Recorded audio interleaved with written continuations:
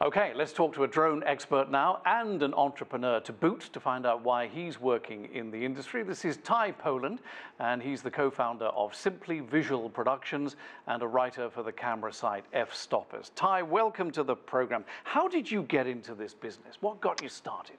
Hey John, how are you?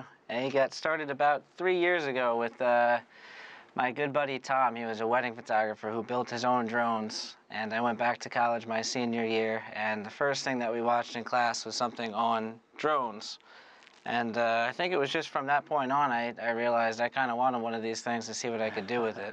So I went out of my way and I bought one. And you were hooked from that moment on. Now, I'm told that healthcare, photography, obviously, and wildlife protection head up the list of things that the drone industry is likely to be big in. Would you agree with that?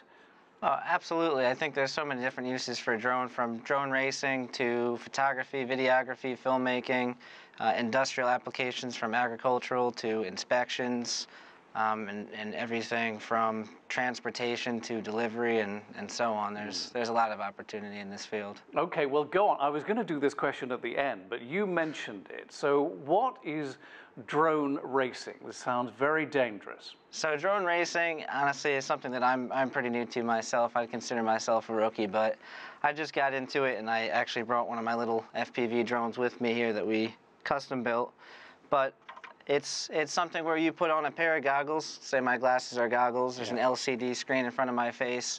I pick up a controller, and this is a fancy DJI smart controller, but it'd be something similar to this, and I would fly it and see what the camera transmits in my screen on the goggles, and I'd go ahead and I'd fly it. That is amazing. That's amazing. And I'm told by my producer, Naya, that you actually have another drone there, one that you made yourself, right? Can you show us that? That's actually this one right here. So this little guy is the custom build. Okay. And then I have this one, which is a DJI model here. Wow. And this is the Maverick 2. So this is one of the most common drones out there today. It's got the nice Hasselblad camera. I've got my Polar Pro filters on there to get my images looking nice and crisp. And it's my favorite little guy. This is my setup right here. No, it looks, I take photos. It looks terrific. Now, why did you make that drone? So I built this little guy just to kind of get into the whole building and kind of see how these things work. So when these big companies manufacture these drones, all the motors are made different for the different size models.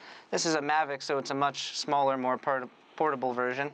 But we also have drones like the Inspire 2, and there's bigger drones like the Matrice 600, Alta 8, all different brands that will hold different payloads, different cameras, and different accessories. Well, it's very exciting. What innovations are you looking forward to in the future, Ty? What do you think these things could do that somebody like me hasn't yet thought of? I think it's a great question. Honestly, I'd like to see these things, some form of transportation down the road before I head out of this world. Maybe 30 years from now, I could see some sort of transportation, delivery, and I would like to see what they do in the film industry with these things. That's one of my main focuses, so I'm excited to see all the different applications where we could use drones to replace things that we previously used. Well, it's funny you should say that, because I was watching a television news report tonight on a local station here in Washington, D.C., and they were filming at a farm where there was doubt about the way the animals there were treated, and the way they did it was to fly a drone over the farm. They got very good pictures. You could see everything. Oh, absolutely. So you could fly these things a certain height according to your country's laws, rules, and regulations. But again, there's so many different uses for them, from photography to drone racing to the agricultural and thermal camera use for inspection. What about those regulations? Isn't it true that it's pretty difficult to fly a drone almost anywhere in the United States and indeed parts of Europe, and certainly nowhere near an airfield?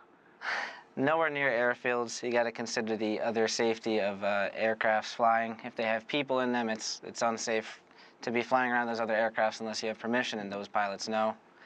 Aside from that, though, laws in other countries can be more strict. I actually would go online. If you're interested in flying in other countries, go online, do your research on that country, make sure you have a license and knowledge on drones before you go out and fly in other countries. But, you know, I hate to be a party pooper, because you know that's not what I like to be, but I have to say that in Gatwick Airport, just south of London in December, the whole field was closed down because somebody was flying a drone nearby. When you see that sort of thing happening, your heart must go into your mouth a little bit, knowing that you're in the business. Yeah, so that stuff freaks me out. I mean, it happened in Newark, it happened in Dubai, and it happened at Gatwick. So three different airports, and a drone operator like me hearing about that stuff just, it makes me want the government to enforce the laws a little bit more.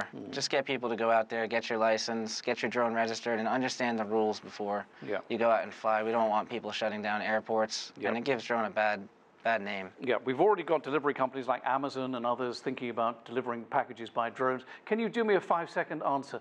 Do you think we'll ever get to the point where individuals like you and me can fly in a drone, or is that just too dangerous? No, I think it's absolutely possible. I do think there's a lot of safety regulations, and in open space, maybe it's a little bit safer, but over cities and stuff right now, I think we have a couple years to figure that out.